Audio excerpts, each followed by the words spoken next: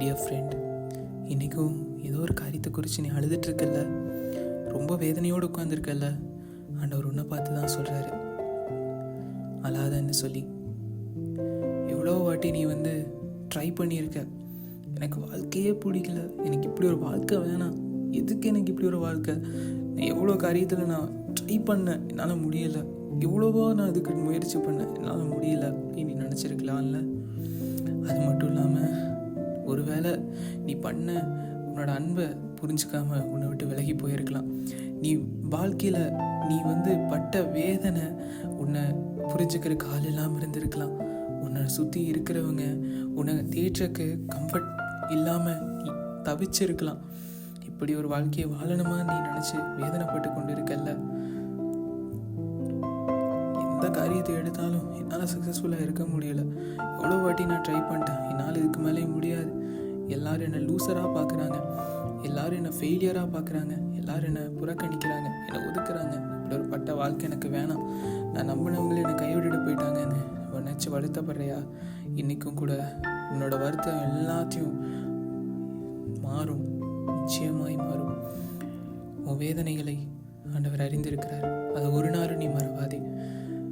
நீ பர்பஸே இல்லைன்னு நினைக்கிறல்ல, ஒரு ஐடென்டிட்டி இல்லைன்னு நினைக்கிறல்ல, உன்னை சுற்றி இருக்க எல்லாருக்கும் பர்பஸ் இருக்குது.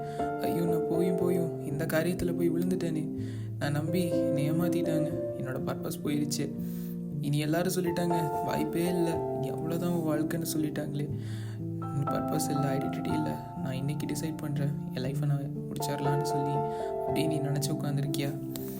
ஆண்டவர் உன்னை பார்த்து தான் பேசுகிறார். அவர் உன்னை தன்னுடைய உள்ளங்கைகளில் வரைஞ்சிருக்கிற தேவன். உன்னை மறப்பாரோ? ஒரு நாளும் கிடையாது. அவர் உன்னை கைவிடாத தேவனாய் இருக்கிறார் என்பதை ஒரு நாளும் மறவாதே.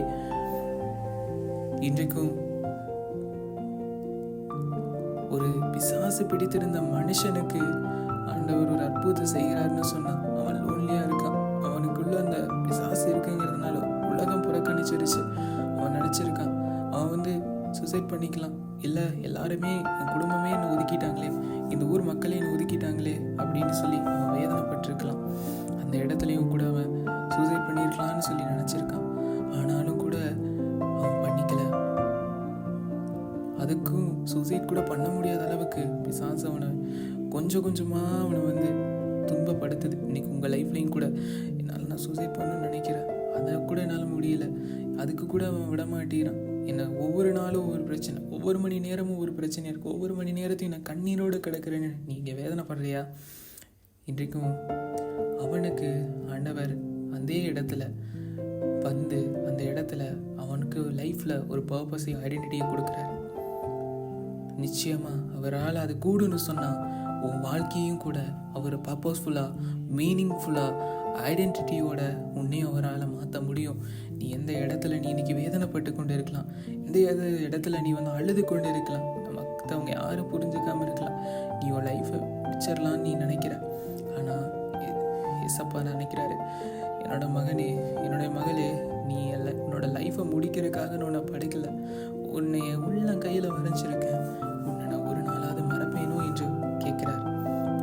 ஒரு நாளும் ஆண்டவரை உன்னை மறக்கலை. ஆண்டவர் உனக்காக நிற்கிறார். அதை ஒரு நாளும் நீ மறவாதே, நிச்சயமாகவே வரும். உன் கண்ணீரை ஆண்டவர் மாற்றுகிறார். வேதனையோடு இருக்காதே, உன் தேவன் உன்னோடு கூட இருக்கிறார், அதில் பயப்படாதே. இன்றைக்கு இருக்கிற சூழ்நிலைகளையும் வேதனைகளையும் கவலைகளையும் பார்த்து மனசை தளர விடாத. உன் தேவன் உன்னோடு இருக்கிறார் என்பதை ஒரு நாளும் மறவாத. உன்னை யாரெல்லாம் ஏளனமாக நினைச்சாங்களோ அவங்க முன்னால் ஆண்டவர் உயர்த்துவார். எந்த இடத்துல உன்னோட வார்த்தையை மக்கள் புறக்கணிச்சாங்களோ, உன்னையே புறக்கணிச்சாங்களோ, லைஃப்பை முடிக்கலான்னு நினச்சல்ல, ஆண்டவர் உன் லைஃப்பை இப்போ ஸ்டார்ட் பண்ணுறாரு.